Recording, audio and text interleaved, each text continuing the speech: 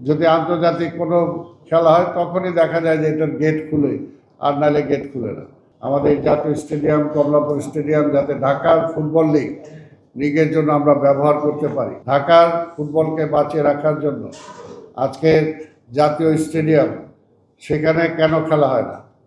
এটা তো ফুটবলের স্টেডিয়াম, এটা ফুটবলের জন্য মাঠ, তো ফুটবল এখানে নাই আজকে।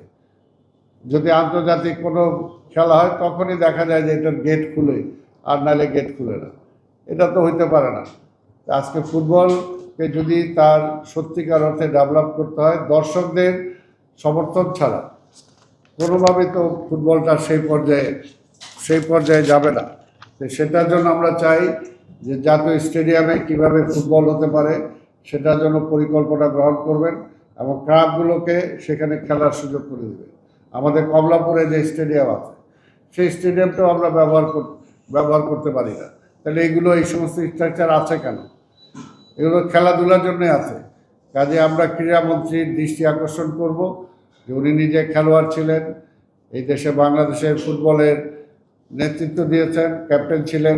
তা আমরা আশা করব যে তার এই সময় যুগোপযোগী সিদ্ধান্ত তিনি গ্রহণ করবেন। আমাদের জাতীয় স্টেডিয়াম কমলাপুর স্টেডিয়াম যাতে ঢাকার ফুটবল লিগের জন্য আমরা ব্যবহার করতে পারি, সেটার জন্য আমরা প্রধানমন্ত্রী বলেছেন স্পোর্টসের সহযোগিতা করতে চান, তিনি আমাদের সহযোগিতা চান, তাই আমরাও ওনাকে সহযোগিতা করতে চাই। আমরাও চাই যে আজকে খেলাধুলাকে আবার সে আগের পর্যায়ে নিয়ে যেতে, এবং সেটা সম্ভব যদি ঢাকার এই দুইটা স্টেডিয়াম আজকে আমাদের ক্লাবের ফুটবলগুলোর জন্য খুলে দেওয়া হয়। আজকে এখানে কেন মোহামেডান খেলতে পারবে না? কেন আবাহনী বা ব্রাদার্স বা ফকিরপুর বা আরামবাগ বা রহমতগঞ্জ বা আরও যে সমস্ত টিম আছে সেগুলো খেলতে পারবে না? এটা তো আমার মনে হয় আপনারাও প্রশ্ন করা উচিত যে এই সমস্ত জায়গায় আজকে কি হয়। সেই আজকে নারায়ণগঞ্জ যায় খেলতে হবে, মুন্সিগঞ্জে যায় খেলতে হবে, হ্যাঁ, কুমিল্লা যায় খেলতে হবে, এবং সেই জায়গায় ম্যানেজমেন্ট এমন যে সেখানকার মাঠের জন্য আবার ভাড়াও দিতে হবে ক্লাবগুলোকে। সেখানে মাঠে যে দিবে, চুনকাম করবে, সেই চুনের টাকাটাও পর্যন্ত ক্লাবকে দিতে হবে। এবং ফটোকপি, একটা প্রেস রিলিজের জন্য একটা ফটোকপি করবে, সেটার জন্য তাকে টাকা দিতে হবে, 80 টাকা দিতে হবে।